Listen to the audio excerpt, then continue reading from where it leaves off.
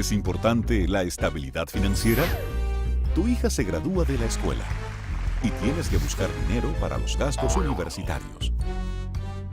Si guardaste dinero bajo el colchón, esos ahorros no produjeron ganancias o corrieron el riesgo de ser robados o que se dañaran.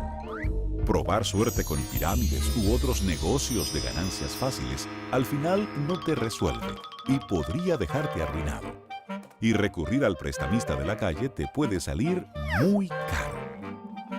En cambio, cuando hay un sistema financiero estable y confiable, puedes usar distintos instrumentos, tanto para hacer rendir tus ahorros con seguridad y eficiencia, como para obtener los préstamos que necesites, con el fin de cubrir tus gastos o realizar inversiones productivas a un menor costo. Esto es justo lo que procuramos en el Banco Central.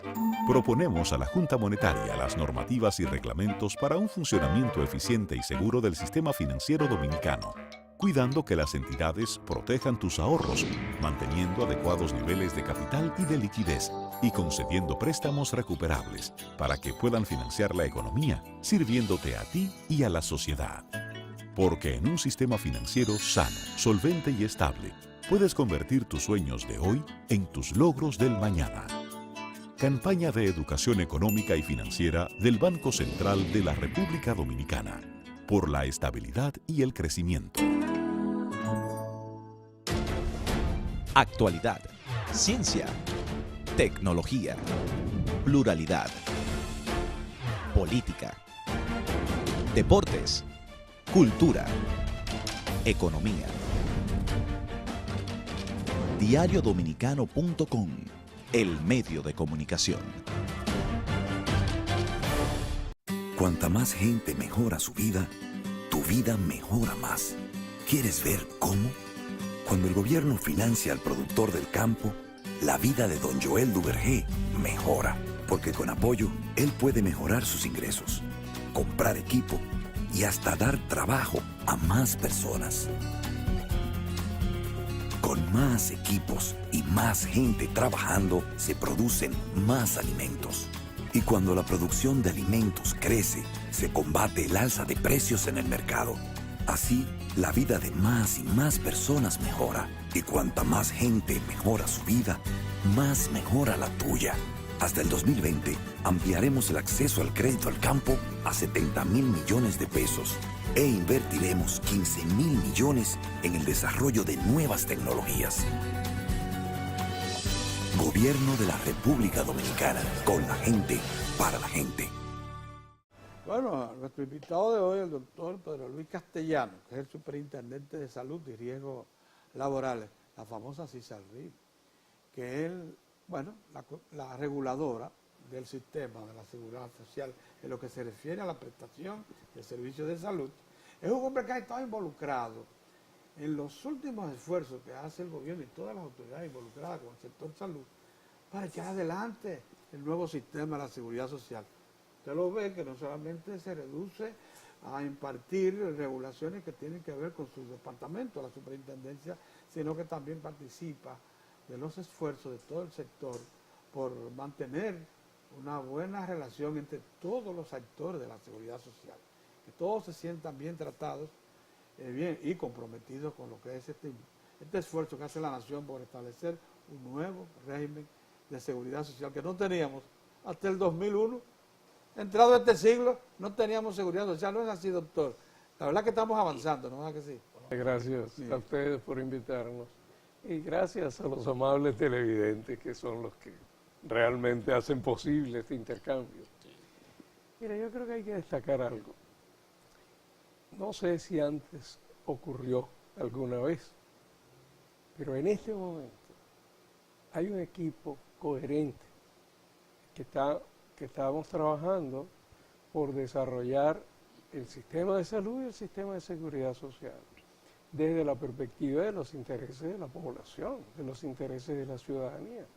Históricamente nuestro sistema de salud, llegó hasta donde estamos, con sus cosas buenas, con sus desviaciones, con sus deformidades, pero ha llegado el momento de innovar, ha llegado el momento de cambiar. El sistema público de atención de salud tiene que cambiar. el sistema privado también tiene que cambiar y el sistema de seguridad social tiene que innovar, porque se han producido deformidades que no han ayudado a que se aplique todo lo que en la ley 8701 se previó. En este momento hay un esfuerzo coordinado, hay un trabajo coordinado, bajo el liderazgo de la señora ministra de Salud, doña Tati Guzmán Marcelino, pero todo el equipo, el doctor Nelson Rodríguez al frente del Servicio Nacional de Salud, el doctor César Mella al frente del ISS, Chanel Rosa en Senasa, el ministro de la Presidencia, o sea, hay un equipo en general que lleva un poco las directrices del señor presidente, lo que está en el programa de gobierno, que es avanzar hacia lograr, en primer lugar, en el caso de la seguridad social, que haya cobertura universal. O sea, que toda la ciudadanía, toda la población sea parte del sistema de seguridad social, al menos en el de salud, en el seguro de salud. En segundo lugar, que el catálogo de prestaciones sea un catálogo que satisfaga las necesidades básicas de la población y tenga impacto sobre el perfil de salud de las personas, de la familia, del país.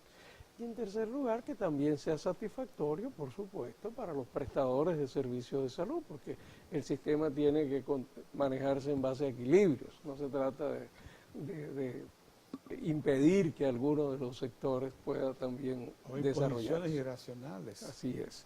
Entonces, eso implica que el sistema público de servicios de salud siga avanzando. Se ha avanzado mucho con la separación de funciones, con la creación del Servicio Nacional de Salud, la Ley 123 del año 2015. Por cierto, el Tribunal Constitucional hace 2 días aprobó que sí es constitucional y por lo tanto obligación que las ARS tienen que contratar los establecimientos de la red pública de servicios de salud. Ahí había una discusión, algunas ARS no estaban de acuerdo, impugnaron ante el Tribunal Constitucional y el Tribunal Constitucional, por cierto, le falló muy acertadamente, de acuerdo a nuestra opinión, pues decidió que sí, que es constitucional y debe cumplirse. Nosotros hemos instalado una mesa técnica, la habíamos instalado ya 2 semanas antes, permanente, una mesa técnica permanente, donde participa el Servicio Nacional de Salud, las ARS, la CISALRIL, el Ministerio de Salud Pública, el IDCS, de manera que en esa mesa vamos revisando uno por uno ahora, cada hospital. ¿Cuáles son las cosas que este hospital tiene que resolver para que pueda ser contratado? ¿Cuándo esta ARS lo va a contratar? ¿Y cómo lo va a contratar? ¿En qué condiciones? De manera consensuada, porque las leyes son para cumplirlas, las leyes son para todos. Doctor, el asegurado queda en libertad, lógicamente, de escoger si ir a la red pública o ir al sector privado. Si está en el régimen contributivo. Si está en el régimen contributivo. Si está en el régimen contributivo. Si está en el régimen subsidiado, hay una red más limitada que es la red pública y algunos prestadores privados. Eso quiere decir que el sector público, la red, tiene que incrementar tanto su calidad para que sea atractivo como el sector privado. Por supuesto. No sé entonces por qué Pero mira, se acumularon preocupaciones en las ARS. Bueno, no sé, siempre todo cambio, a veces las personas por falta de información, por temor, etcétera, siempre los cambios generan cierta incertidumbre y los que son los funcionarios de Estado pues tenemos la obligación de explicar, de dar información, de buscar consensos, pero también tenemos la obligación de decidir, de tomar decisiones que defiendan, respeten los derechos de los ciudadanos. A propósito de eso, y usted ha insistido mucho en el término del consensuado, buscar el consenso para... Consenso a favor de los afiliados. A favor de... Sí, claro, a favor de los afiliados.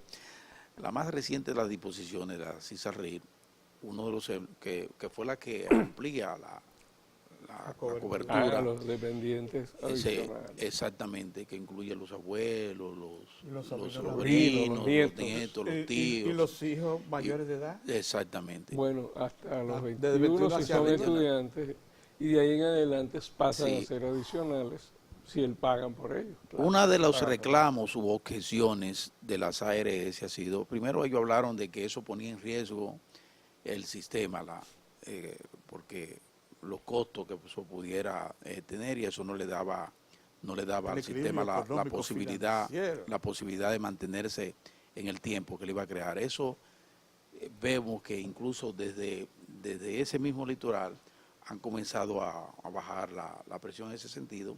Al parecer ya tienen suficiente información de que es un argumento que no se sustenta mucho, ese de que el sistema pudiera ser afectado en forma muy severa con esa disposición. Pero sí hablan también, y en eso he escuchado también personas particulares, analistas, decir que por qué la CISARRIL no llevó eso al seno del Consejo, y que fuera el Consejo o desde el Consejo de donde saliera, y eso le daba el nivel de consenso del que estamos hablando. Que por qué no se llevó allí y la CISARRIL lo hizo en forma administrativa desde esa postura. Bueno, en primer lugar es bueno decir que no es nuevo, no es algo nuevo. La ley, de su artículo 123, establece el derecho de los afiliados a afiliar lo que la ley llama dependientes adicionales. Es decir, aquellos miembros del núcleo familiar que son dependientes, personas que son dependientes económicamente del afiliado y no están, o sea, no son hijos directos o el cónyuge. La ley dice que el núcleo familiar directo son los hijos o hijas y el cónyuge, la persona cónyuge. Entonces, pero la ley establece el derecho de los afiliados a afiliar otros dependientes, siempre que sean dependientes, y siempre que pague por él el per cápita que establece el Consejo de la Seguridad Social. El reglamento de afiliación al régimen contributivo, aprobado por el Consejo Nacional de la Seguridad Social y posteriormente emitido por un decreto de la Presidencia en el año 2007, déjeme decirle que los reglamentos los tiene que aprobar el Consejo, pero los tiene que emitir después por un decreto la Presidencia de la República.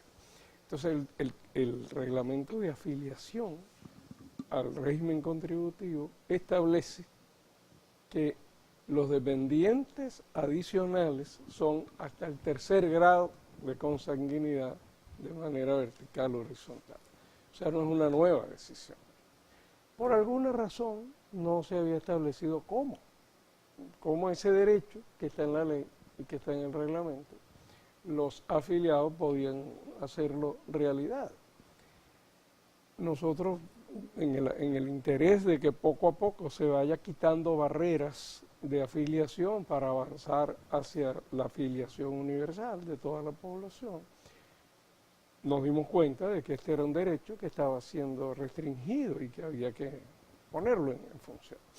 Entonces, el 17 de marzo del 2016, de este año, llevamos al Comité Interinstitucional la propuesta de elevar la superintendencia al Consejo Nacional, una propuesta de resolución en este sentido que ahora se hizo la resolución de la CISARRIL. El Comité Interinstitucional es un órgano creado por la ley, un órgano de consulta de la superintendencia. Y mire, ahí están todas las ARS, está el Ministerio del Trabajo, los gremios de salud, tanto médicos como enfermeras, las centrales sindicales, los representantes de los sectores empresariales, en fin, es un órgano bastante representativo, digamos, de la sociedad y sobre todo de los integrantes del Consejo de la Seguridad Social. Entonces presentamos allí, el 17 de marzo, la propuesta de llevar un proyecto de resolución al Consejo. Bueno, el comité ese día decidió que eso no tenía que ir al Consejo, porque ya el Consejo lo había aprobado en el reglamento, que lo que correspondía era que la superintendencia dijera cómo hacerlo. Sin embargo, desde marzo hasta ahora, nosotros nos tomamos tiempo para dos cosas. Uno, para hacer el estudio jurídico. ¿Cuáles eran las bases legales, jurídicas? Porque nos queremos mover en el marco de la ley. Como debe ser. Y de lo legal. El Estado no puede violentar una disposición ni legal ni reglamentaria. Y en segundo lugar, para hacer los estudios técnicos de impacto potencial de una decisión como esta. Bueno, los estudios jurídicos ya más o menos le he dicho, eso está en la ley, está en el reglamento, están dentro de las atribuciones de la superintendencia, y el propio comité interinstitucional, compuesto como le dije, pues consideró que correspondía a una atribución de la superintendencia. Los estudios técnicos, nosotros hicimos dos tipos de estudios técnicos. Los estudios de carácter demográfico, ya voy a explicar a qué se refiere eso, y los estudios de carácter actuarial, de impacto financiero. ¿A qué me refiero con lo de los estudios demográficos? Estudiar cuál es la composición por edad y por sexo de los que no están afiliados al Seguro Familiar de Salud y podrían entrar por ser parientes de esta índole. Bueno, encontramos una cosa interesante. Encontramos que la composición por edad de esa población es más joven que la composición por edad de los que ya están en el Seguro Familiar de Salud. Y la edad es importante porque las personas de mayor edad tienen un mayor consumo, tienen una mayor demanda. Sí, claro. Entonces, resulta que, sorpresa, por arriba de los 60 años, más del 90% de nuestra población está en el Seguro Familiar de Salud. Ahí está. Y más del 70% de la población que está por fuera es menor de 30 años. Por lo tanto, ahí es donde está el mundo, digamos, que hay que ganar para que entre en el Seguro Familiar de Salud. Por lo tanto, desde el punto de vista de la estructura de edad de la población que potencialmente puede entrar, no solo por esta decisión, sino por varias otras decisiones que habrá que seguir tomando para que se vayan, por ejemplo, algunas implica modificar la ley, otras implica modificar algunos reglamentos, que eso sí lo tiene que hacer el Consejo.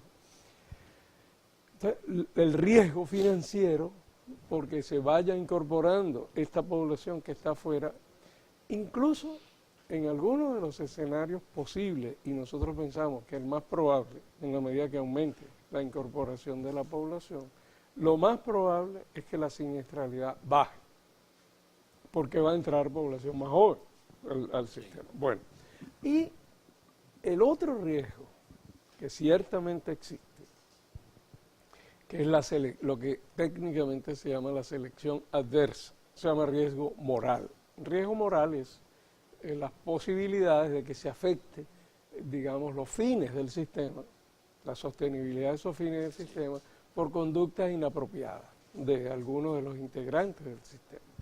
Entonces hay un riesgo moral de que las personas, como tienen que pagar por ellos, decidan afiliar solo a aquellos que tienen un alto consumo y no afilian a los de bajo consumo. Ese es un riesgo. Ese es un riesgo, sí. Pero ese es un riesgo, los riesgos morales existen no por esta de resolución, los riesgos morales son inherentes a todo sistema de aseguramiento basado en el mercado. Y no son solo el riesgo de selección adversa por parte de los afiliados. También es riesgo moral cuando una ARS le niega la atención a una persona cuando esa persona tiene derecho porque está dentro del marco de la ley, los reglamentos. O es riesgo moral cuando un prestador le cobra a un paciente, le hace un cobro que es ilegal, que no está permitido, o le niega un servicio. En fin, hay muchos tipos de riesgo moral.